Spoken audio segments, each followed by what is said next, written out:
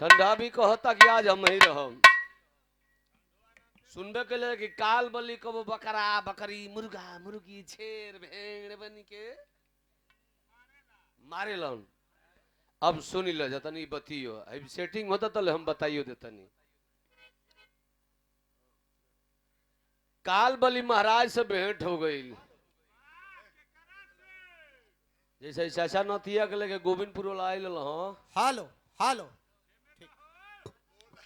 हो के चालू करो। सुन लो जना ठीक बाबू चाचा कहलो ये तो मीरा मूर्ति जी के कान में कहलो कि क्या अरे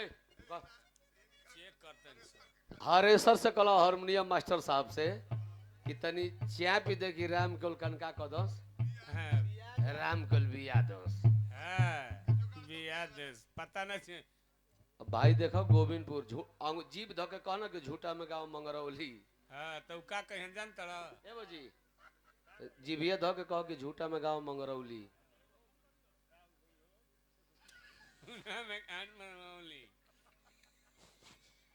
तो चाचा धीरे से कहल वो बतिया के कह दिलू खाली तोहरे से ना कहल। हाँ ये बतिया एहुनियो कहला हां लेकिन पर्दा में क्या कहलो ना प्यारदा में कहल वो आके कहता कि राम कली बड़ी यूट्यूब पर नाचो तड़ी इनके जिया भी देखी यही बार गिरा दस कौन चीज लइका ए मैडम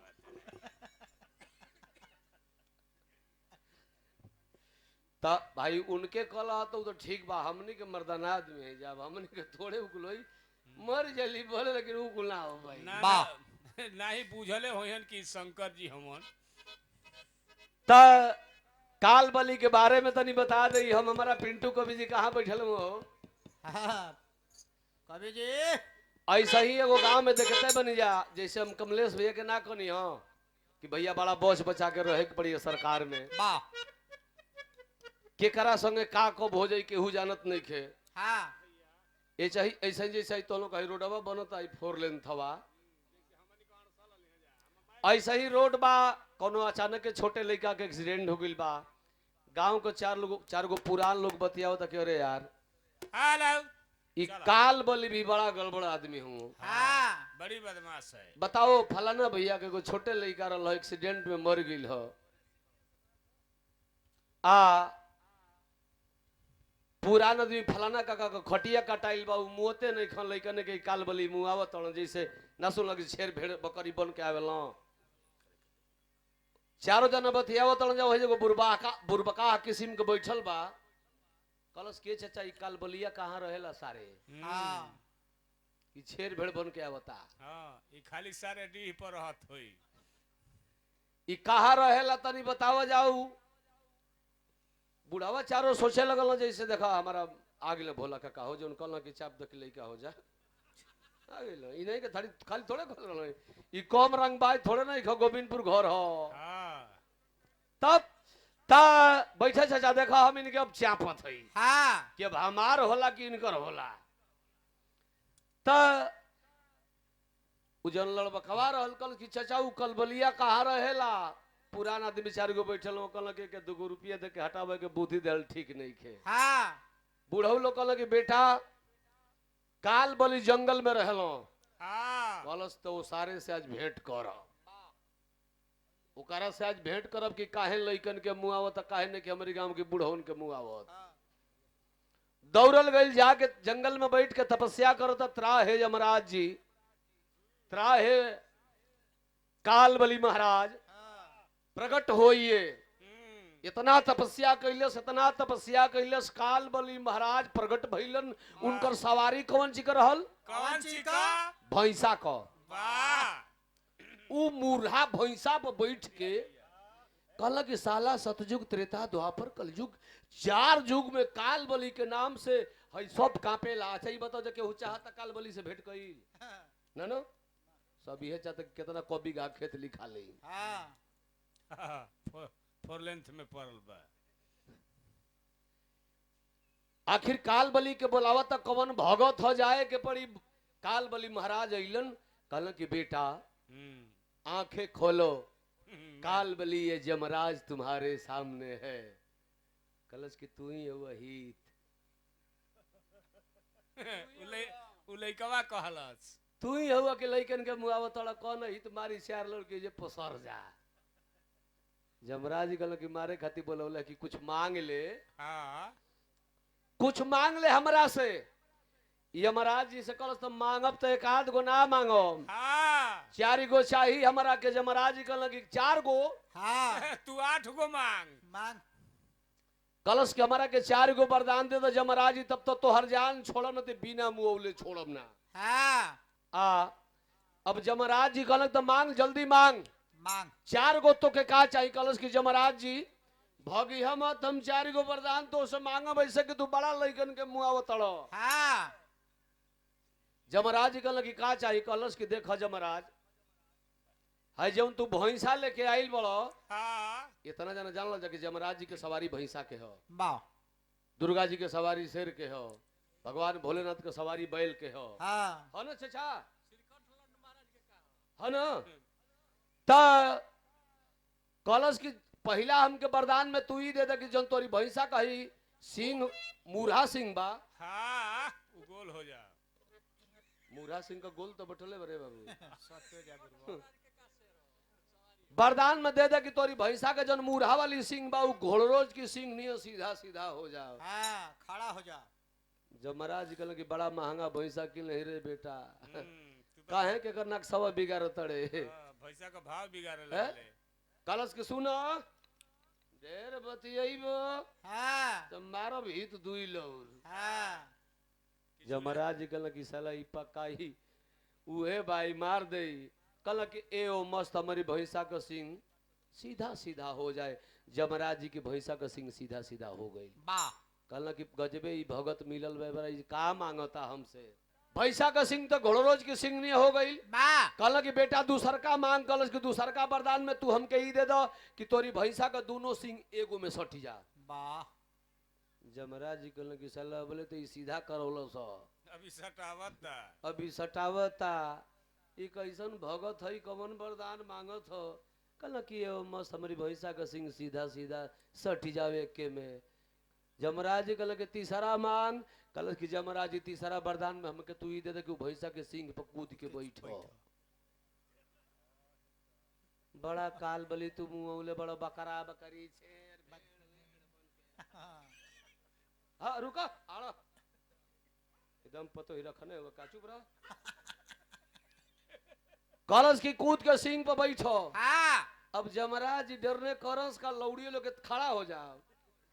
जमराज जी कूद के वही भैंसा के सिंह पर बैठल। कहल कि जल्दी चौथा मांग। कलश की अड़ले रह, बड़ी मुँह बाड़ो। हाँ और भाला की नोख नियर चोख चोख होई घोड़ो भैंसा का सिंह जमराज जी के उथु पर गोड़ो थिया। जमराज कहल जल्दी चौथा मांग। कहल के चौथा वरदान में हमके ई तू दे दो कि तोरी भैंसा का सिंह अब लामा लामा होखो। कि गणास फाटो कहल कि ए मस्त जेही सिंह हटे शुरू भइल। जमराज जी कूद के भगल। कहल के धरती पर बहुत भगत हुआ वाह मनोरंजन है। ता जमराज जी कूद के भगल। कहल कि धरती पर रंग बिरंग का भगत बना सही देखत नहीं कि साला पार दे। हाँ अब भेड़ा भेड़ी शेर भेड़ बनल जरूरी नहीं के। त तनी बजाए बाजा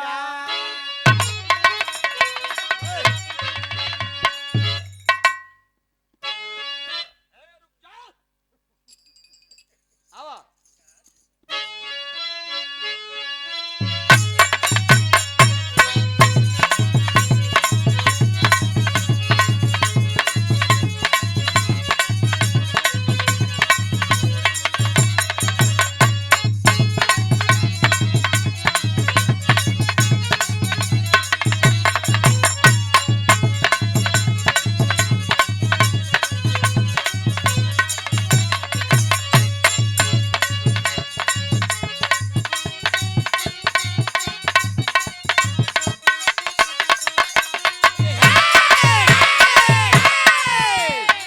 बजौला हम मास्टर।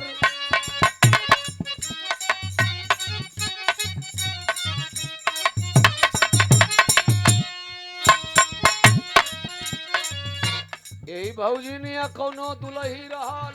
हाय हाय हाय हाय हम बाइक बिगड़ल बा कोर्स वाला एगो इकाजी पूरी तरह बा। हेलो अरे लीडिया खराब ले लो ना सटा के यार। हेलो माए कौन के ढेर परेशान हेलो। ना कल जलन दी और बिगाड़ दियो सब ठीक बारे बेटा। सात नदिया परवा से काहे भौजी। ए अरे अब 23 तारीख से सारा रारा शुरू हो जाए। ए बड़ा गाड़ा राड़ा बा वो मोबाइल छोड़ो। मोबाइल में कुल कैसा लोगला छोटे उल्टा सीधा मत देखो। देखा लो ना मोबाइलिए में को लिखल है भाई बलियावा से नीचावा और हला यूट्यूबर जो ना के तू गरियावत रहलू हम जनली हो। ई नहीं कि बिरहा में साला उल्टा सीधा लिखल है बा ओसे हम निपट लेब सवेरे। हमारा भौजी के कहू कुछ लिख दे सार के काट दीबो। हां हां काट के फिर पोलियो डरा पिया के जिया दिहल जाई। सात नदिया परवा से मोर भैया आइले रे ननदी।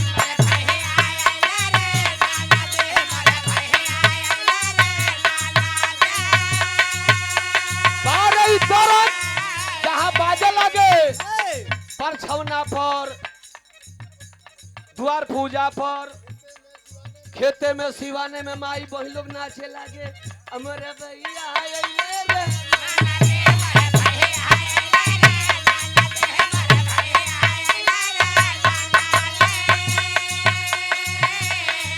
मोर भैया आइले रे ननदी।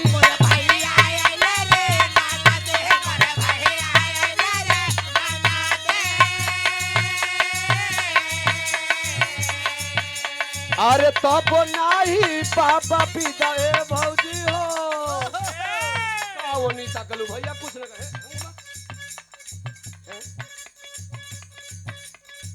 तब नाही बाबा पिदाया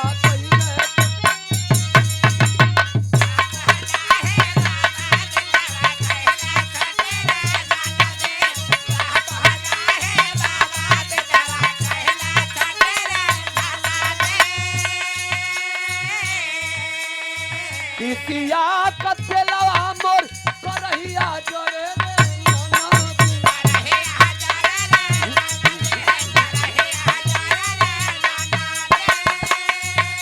करहिया जोरे रे ननदी।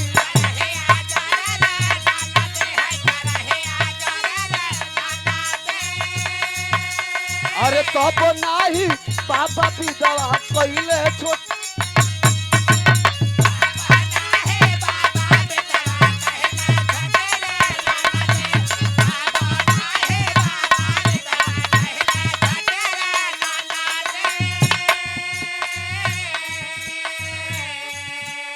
कमलेश भैया ये घरी वायरल गीत हो गई बिया एमे तन की कंपोजिंग हो गई बा।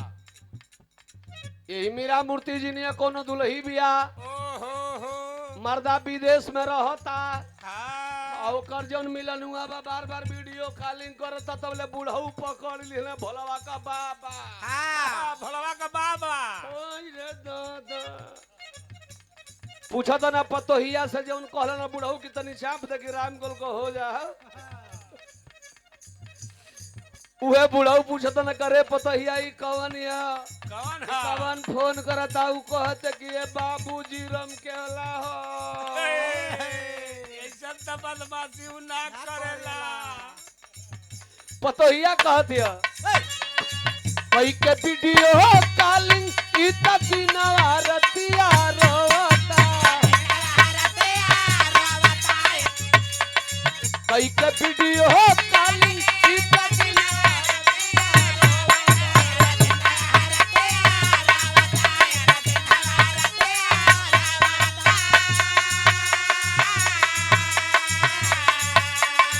कई के वीडियो कॉलिंग इज्जत नवारतिया रोवता नवारतिया रोवता विधवा कही दे बाबा नहीं हरवा यारवा जो होता।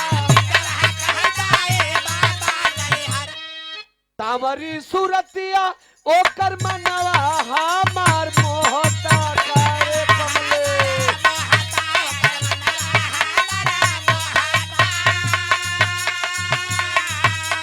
मनवा हमार मोहता